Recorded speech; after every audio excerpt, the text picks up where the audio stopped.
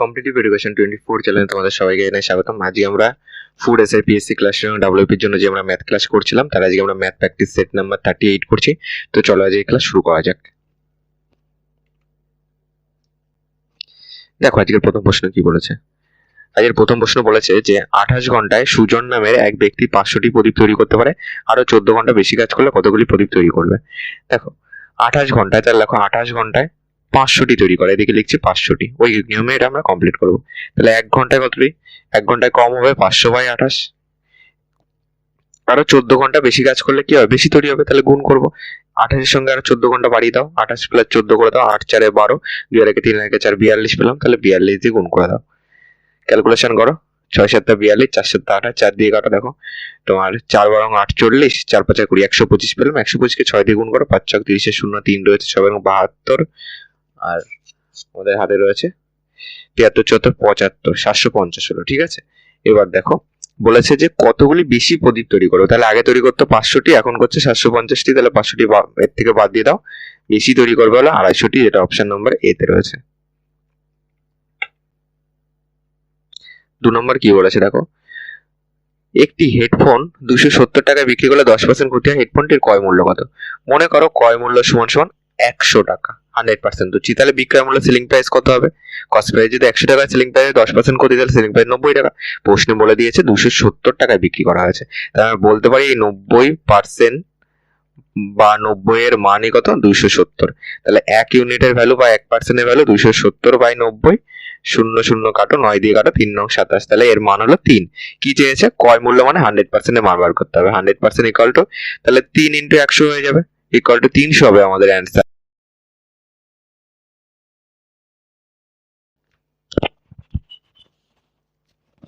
তিন নাম্বার দেখো কি বলেছে। 3 নম্বর বলেছে বর্গক্ষেত্রের বাহু 22 সেন্টিমিটার হলে বর্গক্ষেত্রের পরিসীমার সমান পরিসীমা বিশিষ্ট বৃত্তের ব্যাসার্ধ কত? দেখো একটি বর্গক্ষেত্র আঁকো আগে। বর্গক্ষেত্রের বাহু বলেছে 22 সেন্টিমিটার, মনে করো এই বর্গক্ষেত্রের 4টে বাহু সমান, একটা বাহু মনে করো 22 সেন্টিমিটার, এখানে আমি নাম দিয়ে দিচ্ছি এ বি সি ডি, একটা বর্গক্ষেত্র যার এ বি বাহু 22 সেন্টিমিটার, মানে প্রত্যেকটাই তোমার 22 সেন্টিমিটার। ওকে, বর্গক্ষেত্রের পরিসীমা সমান, বর্গক্ষেত্রের পরিসীমার সূত্র কি? 4a, 4 গুণ একটি বাহু, তাহলে 4 গুণ একটি বাহু কত? 22, তাহলে 4 দুগুণী এই 22 আর 4 গুণ করো 88 সেন্টিমিটার হবে। এটা হলো পরিসীমা, এর পরিসীমার সমান পরিসীমা বিশিষ্ট বৃত্তের ব্যাসার্ধ। দেখো বৃত্তের পরিসীমাকে আমরা কি বলি? পরিধি বলি। বৃত্তের এই টোটালটা হলো বৃত্তের পরিসীমা বা পরিধি। বৃত্তের পরিধির সূত্র কি? 2πr।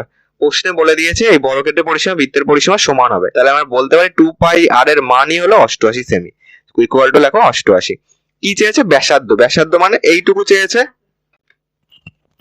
এটাকে কাটাকুটি করো, 2 দিয়ে কাটো, দেখো 44 দুগুণে 88 হচ্ছে। পায়ের মান বসিয়ে দাও, 22/7 ইন্টু আর, আর আমাদেরকে বার করতে হবে কারণ বৃত্তের ব্যাসার্ধ হলো এইটুকু, আর ইকুয়াল টু 44, 22 দিয়ে কাটো, 22 দুগুণে 44, আর ইকুয়াল টু কোনাকুনি গুণ করো, 7 দুগুণে 14, তাহলে 14 সেমি হবে আমাদের অ্যান্সার, যেটা অপশন নাম্বার সি তে আছে।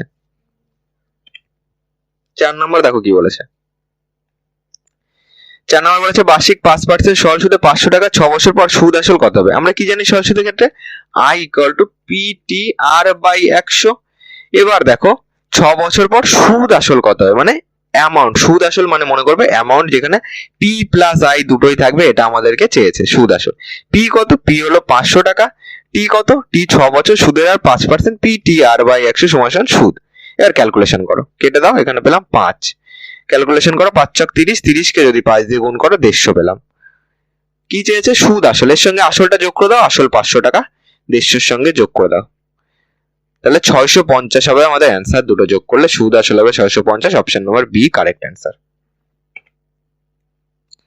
5 নম্বর বলেছে একটি নৌকা স্রোতের অনুকূলে নির্দিষ্ট দূরত্ব অতিক্রম করে 9 ঘন্টায় এবং প্রতিকূলে ফিরে আসে 27 ঘন্টায়। স্থির জলে নৌকার গতি 12 কিলোমিটার/ঘন্টা হলে যাত্রাপথের দূরত্ব কত? দেখো নৌকা স্রোতের অঙ্ক করার ক্ষেত্রে আমরা কি করেছিলাম? একটা ছক শিখেছিলাম। ফার্স্ট কি লিখতে হয় ছকে? প্রতিকূল লিখতে হয়, তারপর লিখতে হয় স্রোত, তারপরে মিডিলে থাকবে হলো স্থির জল, তারপরে আবার থাকবে স্রোত, তারপরে থাকবে হলো অনুকূল। এবার দেখো এবার কি করবে, দেখো একটি নৌকা স্রোতের অনুকূলে নির্দিষ্ট দূরত্ব অতিক্রম করে 9 ঘন্টায়। মনে করো ডিস্টেন্স সমান সমান x।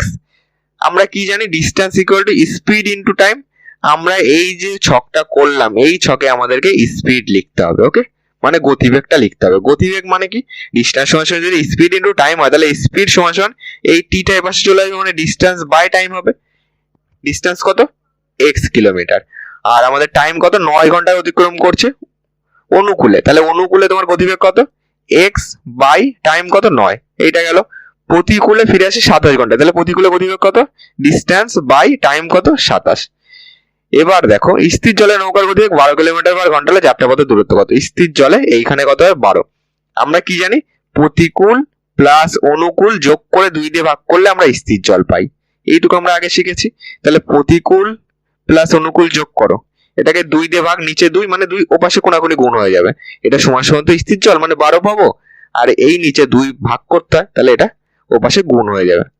এরকম একটা ক্যালকুলেশন দাঁড়াবে। এখানে 27 লসগু করবে, x প্লাস 3 নং 27 হয়, তাহলে এখানে 3x করো ইকুয়াল টু 12 দুগুণে 24, তাহলে এখানে পাচ্ছি 4x ইকুয়াল টু কোনাকুনি গুণ করে দাও 27 ইন্টু 24, 4 দিয়ে কেটে দাও, 4 ছক 24 গুণ করো 6 7 42 2, 4 রয়েছে, 6 দুগুণে 12 আর 4 16, 162 কিমি হবে আমাদের অ্যান্সার। x এর মান কত, 162, x ধরেছিলাম দূরত্ব, যেটা আমাদের অপশন নাম্বার বি তে আছে। 6 নম্বর কি বলেছে, 6 নম্বর বলেছে এ নল বি নলের 9 গুণ ক্ষমতা সম্পন্ন একটি চৌবাচ্চা এ নল 30 মিনিটে জলপূর্ণ করতে পারে, একত্রে দুটি নল দ্বারা চৌবাচ্চাটি জলপূর্ণ করতে কত সময় লাগবে। এ লেখো বি লেখো। এ নল বি নলের 9 গুণ ক্ষমতা সম্পূর্ণ, মানে বি নলের ক্ষমতা যদি 1 হয়, এ নলের ক্ষমতা হবে 9। এবার দেখো যার ক্ষমতা বেশি তার টাইম নিশ্চয়ই কম লাগবে। দেখো আমাদের ক্ষমতার রেশিওর সঙ্গে টাইমের রেশিও কি হবে, সবসময় উল্টে যাবে, কারণ দেখো যার ক্ষমতা বেশি তার টাইম কি কম লাগবে, তাহলে কম হলে ছোট, এইটা উপরে দেবো আর এইটা নিচে দেবো, এটাকে উল্টে দেবো। এবার দেখো বলেছে একটি চৌবাচ্চা এ নল দ্বারা 30 মিনিটে জলপূর্ণ হয়, তাহলে আমরা বলতে পারি এর এই একের মান, এখানে দেখছি এ নল দ্বারা টাইম লাগছে 1 ইউনিট, আর প্রশ্ন বলে দিয়েছে 30, তাহলে একের মানই 30, তাহলে 9 এর মান কত হবে, 1 কে কত দিয়ে গুণ করলে 30 হয়, 30 দিয়ে 9 কেও 30 দিয়ে গুণ করো 270 হবে। এবার করো এ বি, তাহলে বি এর টোটাল টাইম লাগছে 270, এ 30, লসগু করলে 270 লসগু হবে এই দুটো, 30 270 কে 30 দিয়ে ভাগ করলে এখানে পাবো 9, এখানে পাবো 1, তাহলে দুজনে একসঙ্গে করলে 9 আর 1 এ 10, এই যে যেটা আমরা বেরোলো এইটা হলো পার মিনিটে, তাহলে 10 ইউনিট করছে পার মিনিটে, টোটাল হলো 270 করতে টাইম লাগবে, 270 বাই 10 কাটো সমান 27 মিনিট হবে আমাদের অ্যান্সার, যেটা আমাদের অপশন নাম্বার এ তে রয়েছে। 7 নম্বর অঙ্কে চলো। 7 নম্বর দেখো কি বলেছে, 8 জন লোকের দৈনিক গড় আয় 13 টাকা 20 পয়সা, আরো 14 জন লোক, দেখো আরো 14 জন লোকের দৈনিক গড় আয় 12 টাকা 10 পয়সা, 22 জন লোকের দৈনিক গড়, দেখো 22 জন লোকের দৈনিক গড় আয় কত, তাহলে 8 জন লোকের মোট আয় আগে আমরা বার করি। 8 জন লোকের মোট আয়, দেখো এটাকে আমরা 8 দিয়ে গুণ করে দেবো, কারণ গড় থেকে মোট যেতে গেলে গুণ করতে হয়, কত দিয়ে, যতগুলো সংখ্যা থাকে 8 দিয়ে গুণ করে দাও, 8 0 0, 8 দুগুণে 16, এখানে দশমিক দাও, 3 8 24 আর 1 25, হাতে রয়েছে আমাদের 2 রয়েছে, 8 1 8 2 10, এইটা পেলাম। আর কি আছে, 14 জন লোক আছে, 14 জন লোকের মোট আয় কত, টোটাল কত, এই 12 টাকা, এটা গড় 12 টাকা 10 পয়সা, একে আমরা 14 দিয়ে গুণ করব, গুণ করো, দেখো এখানে 14 0 0 পাচ্ছি, তাহলে 14 কে 14 4, হাতে আমাদের 1 রয়েছে, 14 দুগুণে 28 একে 29, 2 রয়েছে, 14 কে 14 2 এ 16, এইটা পেলাম। টোটাল 22 জনের কত, টোটাল এই দুটো যোগ করলে 22 হবে, প্রশ্নে বলে দিয়েছে 22 জন লোকের মোট আয় কত, 169.40, এইটা হলো মোট আয়, দুটো যোগ এর সঙ্গে এইটা যোগ করো, তাহলে 22 জন লোকের আমরা মোট আয় পাবো, একবারে এখানে যোগ করে লিখে দিচ্ছি। এটা যদি আমরা যোগ করি তাহলে দেখো 60 আর 40, এখানে আমরা 1 পেয়ে যাচ্ছি, 9 রেখে 10 আর 5 এ 15, 5 হাতে আমাদের 1 রয়েছে, 6 রেখে 7 আর এখানে 1 আর 1 2, ওকে, এইটা আমাদের দাঁড়াচ্ছে, তাহলে এইটুকু টোটাল 1 পেয়েছিলাম, 9 রেখে 10 5 এ 15, 5 হাতে 1 রয়েছে, 6 রেখে 7 1 আর 1 2, 275 পেলাম, এটা হলো 22 জনের, তাহলে 22 জনের গড় কত হবে, 275 কে তুমি 22 দিয়ে ভাগ করে দাও, একবার দাও, 22 1 22, এখানে পাচ্ছি 5 55 পেলাম, 22 দুগুণে 44 হবে, 44 দাও, এখানে থাকলো 11, দশমিক দিয়ে একটা শূন্য নাও, একে 5 দিয়ে গুণ করো, 22 কে 5 দিয়ে গুণ করলে 110 হয়। তাহলে 12.5 টাকা হবে আমাদের অ্যান্সার, মানে 12 টাকা 50 পয়সা, যেটা অপশন নাম্বার বি তে আছে। 8 নম্বর দেখো কি বলেছে, একজন ভদ্রলোক একটি আয়তাকার মাঠের কর্ণ বরাবর 20 মিটার হাঁটলেন, যদি মাঠটির দৈর্ঘ্য 16 মিটার হয় তাহলে প্রস্থ কত? একটা ছবি আঁকো, আয়তাকার মাঠ আঁকো, এইটা কি হবে, তার কর্ণ হবে, কর্ণ বরাবর 20 মিটার হাঁটলে তাহলে এই কর্ণটা হবে 20 মিটার। আর কি বলেছে, দৈর্ঘ্য হলো 16 মিটার, তাহলে এইটা হবে 16 মিটার। কি চেয়েছে, প্রস্থ, এইটুকু আমরা জানি না, এইটুকু মনে করো এক্স, এইটা আমাদের লাগবে। দেখো এইটুকু কিন্তু একটা ত্রিভুজ হচ্ছে, আমরা মাধ্যমিকে শিখেছি কি, এটা একটা সমকোণী ত্রিভুজ। দেখো এটা আমরা শিখেছিলাম পিথাগোরাসের উপপাদ্য, যে কোনো ত্রিভুজের একটি কোণ যদি 90 ডিগ্রি হয় বা সমকোণ হচ্ছে, তাহলে সমকোণী ত্রিভুজের অতি স্কয়ার সমান সমান লম্ব স্কয়ার যোগ ভূমি স্কয়ার। আমরা এখানে সেই সূত্রটা অ্যাপ্লাই করব। দেখো অতি কত, অতি এইটা ধরবো 20, তাহলে 20 স্কয়ার যোগ লম্ব কত, এই 16 ধরো, 20 স্কয়ার সমান সমান অতি স্কয়ার সমান সমান লম্ব স্কয়ার মানে 16 স্কয়ার যোগ ভূমি স্কয়ার কত, ভূমি এইটা এক্স স্কয়ার।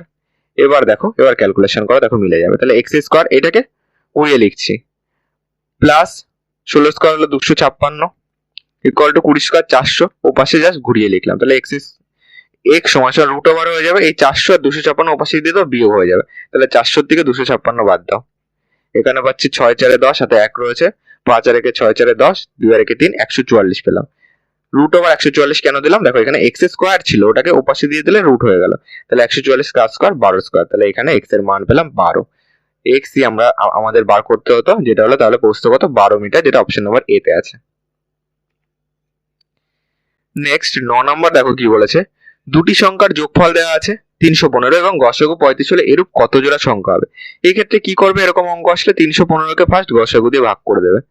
দেখো কত হয়, 5 25 ফার্স্ট হাতে, এটাকে কত দিয়ে যায় দেখো, 5 নং 45 এর 5 যদি ধরি, হাতে 4 রয়েছে, 3 নং 27 আর 4 31, তাহলে এটাকে কাটো, এখানে পেলাম 9 পেলাম, ইকুয়াল টু 9। এবার দেখো যেহেতু যোগফল বলেছে, তাহলে দেখো 9 কে কি কিভাবে যোগ করা যায়, 1 যোগ 8 9 হয়, 2 যোগ 7 9 হয়, 3 যোগ 6 9 হয়, 4 যোগ 5 9 হয়, আর আবার যদি করি 3 যোগ এখানে 6 আসবে, এইভাবে চলবে।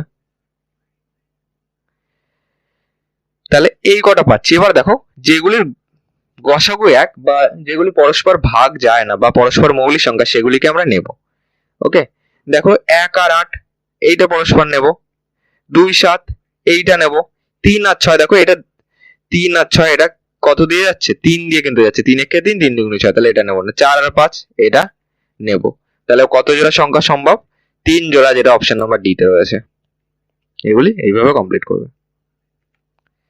10 নম্বর কি বলেছে দেখো, দুটি সংখ্যার গুণফল দেওয়া রয়েছে, তাদের গসাগু 12 হলে লসাগু কত? আমরা কি জানি, সংখ্যা দুটির গুণফল সমান সমান গসাগু ইন্টু লসাগু। সংখ্যা দুটির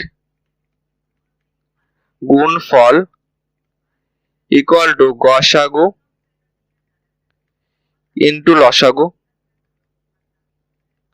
এবার দেখো সংখ্যা দুটির গুণফল কত, 4 0 3 2, এটাকে ঘুরিয়ে লিখছি, গসাগু ইন্টু লসাগু সামনে লিখছি। গসাগু কত, 12, লসাগু জানি না, মনে করো লসাগু এক্স, তাহলে এক্স এর মান কত, 4 0 3 2, 12 এর পাশে গুণ ছিল, এর পাশে চলে আসলে ভাগ, 12 দিয়ে ভাগ করে। দেখো অপশন যেহেতু ফ্র্যাকশনে নেই, তাহলে 12 দিয়ে টোটাল ভাগ করলে মিলে যাবে। 12 এর নামতে পারো 3 12 36 আর 4 হচ্ছে 40, তাহলে এইখানে বসো প্লিজ। এবার 12 করে নামতে পারো, 4 12 48, বেশি হয়ে যাচ্ছে, আর এখানে আমাদের হয়েছে কত, 43। এখানে যেহেতু আমরা 4 বসিয়েছি, তাহলে 3 12 দাও 36, আর হাতে থাকছে কত 7, এইখানে বসাও, 6 12 72, এক্স এর মান কত, 3 3 6 336 হবে আমাদের অ্যান্সার, যেটা অপশন নাম্বার বি তে আছে।